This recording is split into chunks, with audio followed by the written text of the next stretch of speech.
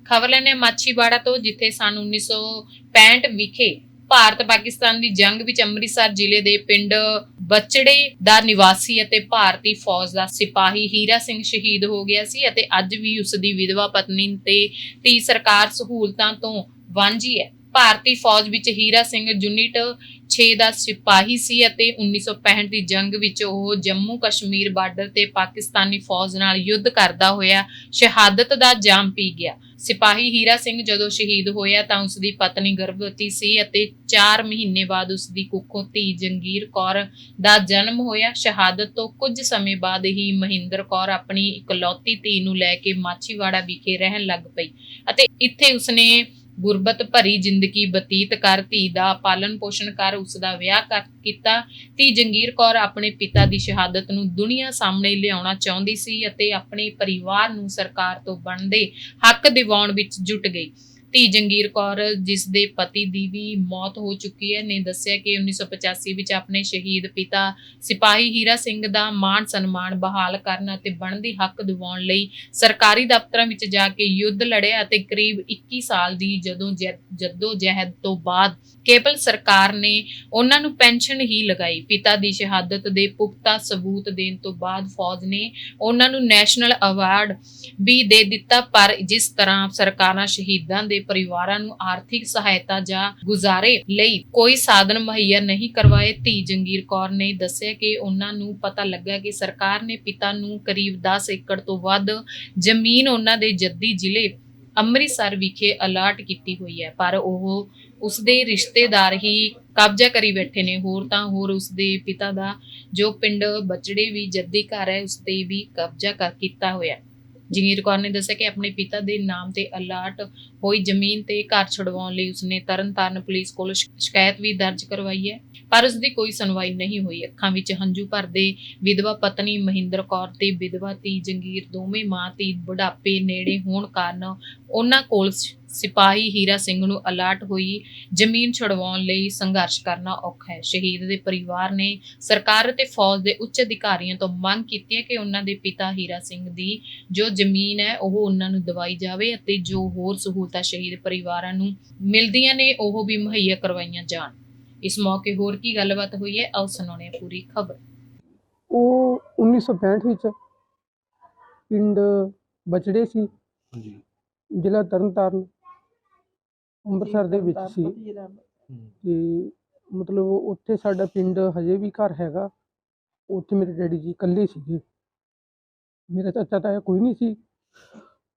ਲੇਕਿਨ 1965 'ਚ ਜਦੋਂ ਸ਼ਹੀਦ ਹੋ ਗਏ। ਸ਼ਹੀਦ ਕਿੱਥੇ ਹੋਏ? ਕਿੱਥੇ 1965 ਦੀ ਕਿੱਥੇ ਜੰਗ ਹੋਈ ਸੀ? ਇਹ ਜੰਮੂ 'ਚ ਹੋਈ ਸੀ, ਪਾਕਿਸਤਾਨ ਨਾਲ। ਉੱਥੇ ਸ਼ਹੀਦ ਹੋਏ? ਹਾਂਜੀ। ਉਸ ਤੋਂ ਬਾਅਦ ਵਿੱਚ ਮੇਰਾ ਜਨਮ ਹੋਇਆ। ਅੱਛਾ, ਤੁਹਾਡਾ ਜਨਮ ਤੁਹਾਡੇ ਪਿਤਾ ਜੀ ਦੀ ਮੌਤ ਤੋਂ ਬਾਅਦ ਹੋਇਆ? ਹਾਂਜੀ, ਮੇਰੇ ਡੈਡੀ ਜੀ ਤੋਂ ਬਾਅਦ ਵਿੱਚ ਮੇਰਾ ਜਨਮ ਹੋਇਆ ਤੇ ਮੇਰਾ 1 ਨਵੇਂ ਸਾਲ ਦੀ 1 ਤਰੀਕ ਨੂੰ ਜਨਮ ਆ। ਲੇਕਿਨ ਕੋਈ ਚਾਚਾ ਨਹੀਂ ਸੀ, ਤਾਇਆ ਨਹੀਂ ਸੀਗਾ। ਡੈਡੀ ਜੀ ਇਕੱਲੇ ਸੀ ਤੇ 3 ਉਹਨਾਂ ਦੀਆਂ ਭੈਣਾਂ ਸੀ। ਤੇ ਉਸ ਤੋਂ ਬਾਅਦ ਵਿੱਚ ਫਿਰ ਸਾਡੀ ਮੰਮਾ ਨੂੰ ਉਹਨਾਂ ਨੇ ਘਰੋਂ ਭੇਜ ਦਿੱਤਾ ਤੇ ਅਸੀਂ ਫਿਰ ਪਿੰਡ ਬਚੜਿਆਂ ਤੋਂ ਮਾਛੋੜਾ ਸਾਹਿਬ ਆ ਗਏ। ਅੱਛਾ। ਮਾਛੋੜਾ ਸਾਹਿਬ ਮੰਮਾ ਦੀ ਭੈਣ ਰਹਿੰਦੇ ਸੀਗੇ, ਫਿਰ ਇੱਥੇ ਆ ਗਏ। ਇਸ ਤੋਂ ਬਾਅਦ ਵਿੱਚ ਫਿਰ ਮੰਮਾ ਦੀ ਪੈਨਸ਼ਨ ਵੀ ਉਹਨਾਂ ਨੇ ਬੰਦ ਕਰਵਾ ਦਿੱਤੀ। ਦਾਦਾ ਜੀ ਮੇਰੇ ਸੀਗੇ, ਲੇਕਿਨ ਹੁਣ ਦਾਦਾ ਜੀ ਵੀ ਸ਼ਹੀਦ ਵੀ ਮਤਲਬ ਪੂਰੇ ਹੋ ਗਏ ਨੇ ਤੇ ਮੰਮਾ ਦੀ ਪੈਨਸ਼ਨ ਮੈਂ 1984 ਤੋਂ ਲੱਗ ਕੇ, ਕਿਉਂਕਿ ਮੇਰੀ ਮੰਮਾ ਕੋਲ ਕੋਈ ਡਾਕੂਮੈਂਟ ਨਹੀਂ ਸੀਗਾ ਉਹਨਾਂ ਦੀ ਸ਼ਹਾਦਤ ਦਾ। ਹਾਂਜੀ, ਮੇਰੇ ਪਾਪਾ ਦਾ ਕੋਈ ਡਾਕੂਮੈਂਟ ਨਹੀਂ ਸੀਗਾ। 1984 ਤੋਂ ਲੱਗ ਕੇ 82 ਦੀ ਮੇਰੀ ਮੈਰਿਜ ਆ। 1984 ਤੋਂ ਮੈਂ ਜੋ ਡਾਕੂਮੈਂਟ ਲੱਭੇ ਕੀਤੇ ਉਹ ਦਫ਼ਤਰਾਂ ਵਿੱਚ ਜਾਂ ਕਿਸੇ ਰਿਸ਼ਤੇਦਾਰਾਂ ਵਿੱਚ ਜਾਂ ਕਿਤਿਓਂ ਵੀ, ਉਹ ਸਿਰਫ ਮੈਨੂੰ ਪਤਾ। ਤੇ ਕਾਫੀ ਜਦੋਜਹਿਦ ਕਰਨੀ ਪਈ ਤੁਹਾਨੂੰ? ਹਾਂਜੀ। ਤੇ ਹੁਣ ਕਿੰਨੇ ਸਾਲ ਜਦੋਜਹਿਦ ਕੀਤੀ ਤੁਸੀਂ? ਮੈਨੂੰ ਘੱਟੋ ਘੱਟ ਵੀ 30-35 ਸਾਲ ਕਰਨੀ ਪਈ। ਉਸ ਤੋਂ ਇਲਾਵਾ ਅਸੀਂ 2005 ਵਿੱਚ ਆ ਕੇ ਹੁਣ ਮੰਮਾ ਨੂੰ ਪੈਨਸ਼ਨ ਲੱਗੀ ਹੈ, ਲੇਕਿਨ ਹੁਣ ਸਾਨੂੰ ਜਦੋਂ ਪੈਨਸ਼ਨ ਲੱਗੀ ਹੈ, ਜਿਸੋਂ ਸਾਡਾ ਡੈਡੀ ਸ਼ਹੀਦ ਹੋਇਆ ਉਸ ਟਾਈਮ 1500 ਰੁਪਈਆ ਤੇ ਇੱਕ ਸਿਲਾਈ ਮਸ਼ੀਨ ਦੇ ਗਈ ਸੀ। ਲੇਕਿਨ ਹੋਰ ਕੁਛ ਵੀ ਨਹੀਂ ਮੁੜ ਕੇ ਉਸ ਤੋਂ ਬਾਅਦ ਵਿੱਚ ਮਿਲਿਆ, ਕਿਉਂਕਿ ਜੋ ਸ਼ਹੀਦਾਂ ਦੇ ਪਰਿਵਾਰਾਂ ਨੂੰ ਅਸੀਂ ਸੁਣਦੇ ਹਾਂ ਕਿ ਕੀ ਮਿਲਦਾ ਕੀ ਨਹੀਂ, ਲੇਕਿਨ ਨਹੀਂ, ਸਾਨੂੰ ਨਾ ਤਾਂ ਕਦੇ ਕਿਸੇ ਨੇ ਕੋਈ ਇਹੋ ਜਿਹੀ ਗੱਲ ਕੀਤੀ ਸੀ। ਮੈਨੂੰ ਸੈਂਟਰ ਵਿੱਚ 2 ਵਾਰੀ ਬੁਲਾਇਆ, ਕਾਨਪੁਰ ਵੀ ਬੁਲਾਇਆ, ਮੈਂ ਉੱਥੇ ਵੀ ਜਾਂਦੀ ਰਹੀ ਹਾਂ, ਲੇਕਿਨ ਦਿੱਲੀ ਗਈ ਹਾਂ ਮੈਨੂੰ ਨੈਸ਼ਨਲ ਅਵਾਰਡ ਵੀ ਮਿਲਿਆ। ਲੇਕਿਨ ਜਿਸ ਤਰ੍ਹਾਂ ਲੋਕਾਂ ਨੂੰ ਜ਼ਮੀਨਾਂ ਜਾਇਦਾਦਾਂ ਮਿਲਦੀਆਂ ਨੇ ਜਾਂ ਕੁਛ ਹੋਰ ਮਿਲਦਾ ਨਹੀਂ, ਇਹ ਸਾਨੂੰ ਕੁਛ ਨਹੀਂ ਮਿਲਿਆ। ਸਵਾਈ ਪੈਨਸ਼ਨ ਤੋਂ ਤੁਹਾਨੂੰ ਅੱਜ ਤੱਕ ਕਦੇ ਕੁਝ ਨਹੀਂ ਮਿਲਿਆ ਜੀ? ਨਾ, ਸਿਵਾਏ ਪੈਨਸ਼ਨ ਤੋਂ ਬਗੈਰ ਸਾਨੂੰ ਕੁਛ ਨਹੀਂ ਮਿਲਿਆ ਹੈਗਾ। ਪੈਨਸ਼ਨ ਲੱਗੀ ਆ, ਉਹ ਦੇਖੋ 2005 ਤੋਂ ਲੱਗੀ ਆ, ਉਹ ਵੀ ਮੈਂ ਡਾਕੂਮੈਂਟ 35 ਸਾਲ 30 ਸਾਲ ਲੱਗ ਗਏ ਮੈਨੂੰ। ਬਹੁਤ ਜ਼ਿਆਦਾ ਜਾਣੀ ਦਫ਼ਤਰਾਂ ਵਿੱਚ ਮੈਂ ਇਹੋ ਜਿਹੀਆਂ ਗੱਲਾਂ ਸੁਣੀਆਂ ਕਿ ਜਿਹੜੀਆਂ ਮੈਂ ਤੁਹਾਨੂੰ ਦੱਸ ਵੀ ਨਹੀਂ ਸਕਦਾ।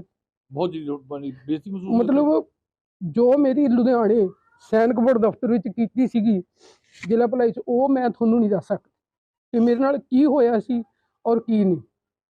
ਪਰ ਫਿਰ ਵੀ ਚਲੋ ਮੇਰੇ ਪੇਪਰ ਕਲੀਅਰ ਹੋਏ। ਮੇਰੇ ਨਾਲ ਕਈ ਇਹੋ ਜਿਹੇ ਇਨਸਾਨ ਸੀ ਕਿ ਜਿਨ੍ਹਾਂ ਨੇ ਮੇਰੀ ਬਹੁਤ ਸਪੋਰਟ ਕੀਤੀ। ਮਾਛੋੜ ਸਾਹਿਬ ਦੇ ਵਿੱਚ ਵੀ ਬਹੁਤ ਜਣਿਆਂ ਨੇ ਜਿਨ੍ਹਾਂ ਨੇ ਗਵਾਹੀਆਂ ਦੇ ਨਾਲ ਜਾਂ ਮੇਰੇ ਡਾਕੂਮੈਂਟਾਂ ਦੇ ਨਾਲ ਬਹੁਤ ਸਪੋਰਟ ਮੇਰੀ ਜਿਨ੍ਹਾਂ ਨੇ ਕੀਤੀ, ਉਹਨਾਂ ਦਾ ਤਾਂ ਮੈਂ ਸ਼ੁਕਰੀਆ ਅਦਾ ਕਰ ਵੀ ਨਹੀਂ ਸਕਦੀ।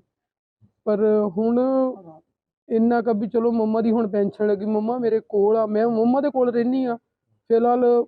ਵੀ ਰਹਿੰਦੀ ਤਾਂ ਮੰਮਾ ਸੀ ਉਰੇ, ਪਰ ਨਹੀਂ, ਮੈਂ ਵੀ ਆਪਣੇ ਸਹੁਰੇ ਤੋਂ ਆਪਣੀ ਮੰਮਾ ਦੇ ਘਰ ਹੀ ਆ ਗਈ ਸੀ। ਤੇ ਉਹ ਪੈਨਸ਼ਨ ਤੋਂ ਇਲਾਵਾ ਤੁਸੀਂ ਜੋ ਆਪਣੇ ਹੋਰ ਹੱਕਾਂ ਲਈ ਜਿੱਦਾਂ ਸਰਕਾਰਾਂ ਵੱਲੋਂ 1 ਕਰੋੜ ਰੁਪਏ ਅਨਾਉਂਸ ਕੀਤਾ ਜਾਂਦਾ ਜਾਂ ਸਰਕਾਰਾਂ ਵੱਲੋਂ ਕੋਈ ਜ਼ਮੀਨ ਦਿੱਤੀ ਜਾਂਦੀ ਆ, ਇਹ ਜੀ ਤੁਹਾਨੂੰ ਕੁਝ ਪਤਾ ਨਹੀਂ ਲੱਗੇ ਵੀ ਜ਼ਮੀਨ ਵੀ ਮਿਲੀ ਜਾਂ ਕੁਝ ਮਿਲੀ ਆ? ਜ਼ਮੀਨ ਮਿਲੀ ਆ, ਮੇਰੀ ਭੂਆ ਜੀ ਦੇ ਬੇਟਿਆਂ ਦੇ ਕੋਲ ਆ ਜ਼ਮੀਨ, ਉਹਨਾਂ ਦੇ ਕੋਲ ਮਿਲੀ ਆ ਗੋਂਦਵਾਲ ਸਾਹਿਬ ਵਿੱਚ। ਲੇਕਿਨ ਉਹਨਾਂ ਨੇ ਆਪਣੇ ਕੋਲੋਂ ਵਾਹੁੰਦੇ ਬੀਜਦੇ ਨੇ, 4 ਭਰਾ ਨੇ। ਇੱਕ ਉਹਨਾਂ ਦਾ ਬੇਟਾ ਜਿਹੜੇ ਮੇਰੇ ਡੈਡੀ ਜੀ ਦਾ ਘਰ ਆ ਪਿੰਡ ਬਚੜਿਆਂ ਦੇ ਵਿੱਚ, ਉੱਥੇ ਰਹਿ ਰਿਹਾ। ਕਿਉਂਕਿ ਮੈਂ ਪਹਿਲੀ ਵਾਰ ਪੈਨਸ਼ਨ ਮਿਲੀ ਆ ਅਤੇ ਮੈਂ ਅਖੰਡ ਪਾਠ ਸਾਹਿਬ ਵੀ ਕਰਾਉਣ ਗਈ ਸੀ, ਪਰ ਉਹਨਾਂ ਨੇ ਮੈਨੂੰ ਇੱਕ ਕਮਰਾ ਵੀ ਨਹੀਂ ਸੀ ਦਿੱਤਾ ਕਿ ਹਾਲੇ ਅਸੀਂ ਮੁੱਲ ਨਹੀਂ ਵੇਚਿਆ, ਅਤੇ ਮੈਨੂੰ ਉਹਨਾਂ ਨੇ ਇੱਕ ਕਮਰਾ ਵੀ ਨਹੀਂ ਸੀ ਦਿੱਤਾ ਹੈਗਾ। ਅਤੇ ਮੈਂ ਗੁਰਦੁਆਰਾ ਸਾਹਿਬ ਵਿੱਚ ਅਖੰਡ ਪਾਠ ਸਾਹਿਬ ਕਰਵਾ ਕੇ ਆਈ ਸੀਗੀ, ਕਿਉਂਕਿ ਮੇਰੇ ਡੈਡੀ ਜੀ ਦੀ ਸਾਨੂੰ ਪਹਿਲੀ ਪੈਨਸ਼ਨ ਮਿਲੀ ਸੀ ਔਰ ਪਹਿਲੀ ਸਾਨੂੰ ਪੇਮੈਂਟ ਹੋਈ ਸੀ। ਸਾਡੀ ਮੰਮਾ ਦੇ ਡਾਕੂਮੈਂਟ ਕਲੀਅਰ ਹੋ ਗਏ ਸੀ ਉਸ ਟਾਈਮ, ਅਤੇ ਮੈਂ ਪਿੰਡ ਗਈ ਸੀ, ਪਰ ਉਹਨਾਂ ਨੇ ਸਾਨੂੰ ਕਮਰਾ ਨਹੀਂ ਸੀ ਦਿੱਤਾ ਹੈਗਾ। ਅਤੇ ਉਸ ਤੋਂ ਇਲਾਵਾ ਜ਼ਮੀਨ ਵਿੱਚ ਵੀ ਉਹਨਾਂ ਦੇ 3 ਬੇਟੇ ਬੈਠੇ ਨੇ, ਭੂਆ ਜੀ ਦੇ 3 ਬੇਟੇ ਬੈਠੇ ਨੇ। ਫੁੱਫੜ ਜੀ ਵੀ ਪੂਰੇ ਹੋ ਗਏ ਆ, ਕਿਉਂਕਿ 84 ਦੇ ਜਦੋਂ 88 ਦੇ ਹੜ੍ਹ ਆਏ ਸੀਗੇ ਤਾਂ ਉਸ ਟਾਈਮ ਉਹ ਪਾਣੀ 'ਚ ਹੜ੍ਹ ਕੇ ਦਰਿਆ ਵਿੱਚ ਉਹ ਰੁੜ ਗਏ ਸੀ। ਤਾਂ ਭੂਆ ਜੀ ਸਾਡੇ ਪੂਰੇ ਹੋ ਗਏ, ਪਰ ਭੂਆ ਜੀ ਦੇ 3 ਬੇਟੇ ਨੇ ਜਿਹੜੇ ਉਹ ਜ਼ਮੀਨ ਦੇ ਵਿੱਚ ਬੈਠੇ ਨੇ। ਅਤੇ ਮਿਆਣੀ ਵਿੱਚ ਜ਼ਮੀਨ ਆ, ਗੋਂਦਵਾਲ ਮਿਆਣੀ ਵਿੱਚ ਜ਼ਮੀਨ ਆ। ਮੈਨੂੰ ਪਤਾ ਮੈਨੂੰ ਪਤਾ ਨਹੀਂ ਹੈਗਾ, ਮੈਨੂੰ ਜ਼ਮੀਨ ਦੇ ਨੰਬਰ ਬਾਰੇ ਵੀ ਪਤਾ ਵਾ, ਪਰ ਜਾਣੀ ਜਿਨ੍ਹਾਂ ਦੇ ਕੋਲ ਆ ਉਹ ਇਸ ਟਾਈਮ ਕਹਿ ਰਹੇ ਕਿ ਸਾਡੀ ਆ। ਤੇ ਤੁਸੀਂ ਜ਼ਮੀਨ ਬਾਰੇ ਪੁਲਿਸ ਨੂੰ ਕੋਈ ਜਾਂ ਪ੍ਰਸ਼ਾਸਨ ਜਾਂ ਸੈਨਿਕ ਵਿਭਾਗ ਨੂੰ ਜਿਹੜੇ ਹੈਗੇ ਆ ਆਪਣੇ ਹੱਕਾਂ ਲਈ ਕੋਈ ਸੰਘਰਸ਼ ਨਹੀਂ ਕੀਤਾ? ਮੈਂ ਤਰਨਤਾਰਨ ਵਿੱਚ SSB ਦਫ਼ਤਰ ਦੇ ਵਿੱਚ 3 ਵਾਰੀ ਮੈਂ ਲੈਟਰ ਪਾ ਚੁੱਕੀ ਹਾਂ। ਉਹਨਾਂ ਦੇ ਮੇਰੇ ਕੋਲ ਇਸ ਟਾਈਮ ਆਪਣੇ ਫੋਟੋ ਕਾਪੀਆਂ ਪਈਆਂ ਨੇ, ਹੈਗੀਆਂ ਮੇਰੇ ਕੋਲ। ਅਤੇ ਮੈਂ ਉੱਥੇ ਵੀ ਉਹਨਾਂ ਨੂੰ ਲੈਟਰ ਪਾਏ ਨੇ ਕਿ ਮੈਨੂੰ ਤੁਸੀਂ ਇਹ ਜ਼ਮੀਨ ਦਾ ਦੱਸੋ, ਜਾਂ ਮਤਲਬ ਕੋਈ ਮੈਨੂੰ ਪਤਾ ਕਰਕੇ ਦੱਸੋ ਕਿਹਦੀ ਆ। ਲੇਕਿਨ ਮੈਨੂੰ ਇੱਥੇ ਤੱਕ ਪਤਾ ਕਿ ਜ਼ਮੀਨ ਕਿੰਨੀ ਆ, ਇਹ ਨਹੀਂ ਕਿ ਪਤਾ ਨਹੀਂ। ਹਰ ਸ਼ਹੀਦ ਨੂੰ 10 ਕਿੱਲੇ ਮਿਲਦੇ, 10 ਕਿੱਲੇ ਤੋਂ ਵੱਧ ਜ਼ਮੀਨ ਆ, 88 ਕਨਾਲਾਂ 16 ਮਰਲੇ ਜ਼ਮੀਨ ਆ। ਇਹ ਨਹੀਂ ਕਿ ਮੈਨੂੰ ਪਤਾ ਨਹੀਂ, ਪਰ ਜਾਣੀ ਨਾ ਉਹਨਾਂ ਨੇ ਮੈਨੂੰ ਕਦੇ ਇਸ ਗੱਲ ਬਾਰੇ ਕਹੀ ਨਹੀਂ ਵੀ ਅਸੀਂ ਤੈਨੂੰ ਜਾਂ ਦਈਏ ਜਾਂ ਨਾ ਦਈਏ। ਇਹ ਤੁਹਾਨੂੰ ਜ਼ਮੀਨ ਤੋਂ ਇਲਾਵਾ ਕੋਈ ਸਰਕਾਰ ਨੇ ਕੋਈ ਤੋਂ ਇਲਾਵਾ ਕੋਈ ਹੋਰ ਕਦੇ ਫੰਡ ਦਿੱਤੇ ਹੋਣ ਜਾਂ ਸ਼ਹੀਦ ਪਰਿਵਾਰ ਫੰਡ 'ਚ ਕੋਈ ਸ਼ਹੀਦ ਦੀ ਕੋਈ ਆਉਂਦੀ ਹੈ ਯੋਜਨਾਵਾਂ ਆਈਆਂ ਹੋਣ, ਉਹਦਾ ਕੋਈ ਲਾਭ ਮਿਲਿਆ ਹੋਵੇ ਕਦੇ? ਨਹੀਂ, ਉਹ ਸਾਨੂੰ ਹਾਲੇ ਤੱਕ ਹਜੇ ਕੋਈ ਗੱਲ ਨਹੀਂ ਹੋਈ ਹੈਗੀ। ਪੈਨਸ਼ਨ ਮੰਮਾ ਨੂੰ ਜ਼ਰੂਰ ਪ੍ਰੋਪਰ ਆ ਰਹੀ ਆ, ਅਤੇ ਉਹਦਾ ਆਪਾਂ ਨੂੰ ਪਤਾ ਵਾ। ਹੋਰ ਆਪਾਂ ਨੂੰ ਕਦੀ ਕਿਸੇ ਨੇ ਬੁਲਾਇਆ ਨਹੀਂ, ਜਾਂ ਵੀ ਕਦੀ ਕਿਤੇ ਅਸੀਂ ਗਏ ਵੀ ਨਹੀਂ ਹੈਗੇ। ਕਾਨਪੁਰ ਵੀ ਬੁਲਾਇਆ ਸੀ, ਯੂਪੀ ਬੁਲਾਇਆ ਸੀ, ਅਤੇ ਦਿੱਲੀ ਮੈਨੂੰ ਬੁਲਾਇਆ ਸੀ ਜਿੱਥੇ ਅਮੋਰੀਅਰ ਆ ਇਹਨਾਂ ਦਾ ਸ਼ਹੀਦਾਂ ਸਿੰਘਾਂ ਦਾ, ਅਤੇ ਉੱਥੇ ਉਹਨਾਂ ਨੇ ਬੁਲਾ ਕੇ ਮੈਨੂੰ ਨੈਸ਼ਨਲ ਅਵਾਰਡ ਵੀ ਦਿੱਤਾ ਸੀ। ਹੁਣ ਤੁਸੀਂ ਸਰਕਾਰ ਤੇ ਪ੍ਰਸ਼ਾਸਨ ਜਾਂ ਆਪਣੇ ਸੈਨਿਕ ਵਿਭਾਗ ਦੇ ਜਿਹੜੇ ਉੱਚ ਅਧਿਕਾਰੀ ਨੇ ਉਹਨਾਂ ਤੋਂ ਕੀ ਮੰਗ ਕਰਦੇ ਹੋ? ਦੇਖੋ, ਜੋ ਸ਼ਹੀਦਾਂ ਦਾ ਹੱਕ ਬਣਦਾ ਉਹਨਾਂ ਨੂੰ ਮਿਲਣਾ ਚਾਹੀਦਾ, ਉਹਨਾਂ ਦੇ ਪਰਿਵਾਰ ਨੂੰ। ਇਹਦਾ ਮਤਲਬ ਇਹ ਥੋੜ੍ਹੀ ਹੈ ਕਿ ਘਰ-ਬਾਰ ਕਿਸੇ ਦਾ ਹੋਵੇ ਅਤੇ ਬੈਠ ਜੇ ਆ ਕੇ ਕੋਈ। ਫਿਰ ਇਹਦਾ ਸਰਕਾਰ ਨੂੰ ਵੀ ਗੌਰ ਕਰਨੀ ਚਾਹੀਦੀ। ਜਿਸ ਦਿਨ ਆਪਣੇ ਨੌਜਵਾਨਾਂ ਨੂੰ ਭਰਤੀ ਕਰਦੇ ਉਸ ਟਾਈਮ ਤਾਂ ਕਹਿ ਦਿੰਦੇ ਨੇ ਸਾਨੂੰ ਇੰਝ ਜੇ ਆ, ਅਤੇ ਬਾਅਦ ਵਿੱਚ ਉਹਨਾਂ ਦੇ ਜਿਹੜੇ ਬੱਚੇ ਉਹਨਾਂ ਨੂੰ ਤਾਂ ਕੋਈ ਪੁੱਛਦਾ ਵੀ ਹੈ ਨਹੀਂ ਗਾ। ਜੋ ਮੈਂ ਇਹ ਕੀਤਾ ਵਾ ਮੈਨੂੰ ਪਤਾ, ਉਹ ਮੈਂ ਕਿਸ ਤਰ੍ਹਾਂ ਕੀਤਾ ਅਤੇ ਮੈਂ ਦਫ਼ਤਰ ਤੱਕ ਕਿਸ ਤਰ੍ਹਾਂ ਪਹੁੰਚੀ, ਉਹਦੇ ਡਾਕੂਮੈਂਟ ਮੈਂ ਕਿਵੇਂ ਇਕੱਠੇ ਕੀਤੇ ਨੇ, ਉਹਨਾਂ ਤੱਕ ਤਾਂ ਦਫ਼ਤਰ ਦੇ ਵਿੱਚ ਕੋਈ ਜਾ ਵੀ ਨਹੀਂ ਸਕਦਾ। ਅਤੇ ਆਰਮੀ ਦਾ ਤਾਂ ਇਹ ਅਸੂਲ ਆ ਵੀ ਆਰਮੀ ਦੇ ਵਿੱਚ ਤਾਂ ਬਿਲਕੁਲ ਹੀ ਨਹੀਂ ਕੋਈ ਜਾ ਸਕਦਾ ਹੈਗਾ। ਹੁਣ ਸਰਕਾਰ ਨੇ ਕਦੇ ਬੁਲਾ ਕੇ ਸਨਮਾਨ ਨਹੀਂ ਕੀਤਾ ਵੀ ਸ਼ਹੀਦ ਪਰਿਵਾਰ 'ਚੋਂ ਵੀ ਤੁਹਾਨੂੰ ਸਨਮਾਨ ਕੀਤਾ ਹੋਵੇ? ਬਸ ਉੱਥੇ ਹੀ ਬੁਲਾਇਆ ਸੀ, ਸੈਂਟਰ 'ਚ ਬੁਲਾਇਆ ਸੀ, ਕਾਨਪੁਰ ਬੁਲਾਇਆ ਸੀਗਾ, ਅਤੇ ਜਾਂ ਉੱਥੇ ਦਿੱਲੀ ਬੁਲਾਇਆ। ਸੋ ਇਹ ਸੀ ਮਾਛੀਵਾੜਾ ਤੋਂ ਗੁਰਦੀਪ ਟੱਕਰ ਦੀ ਰਿਪੋਰਟ।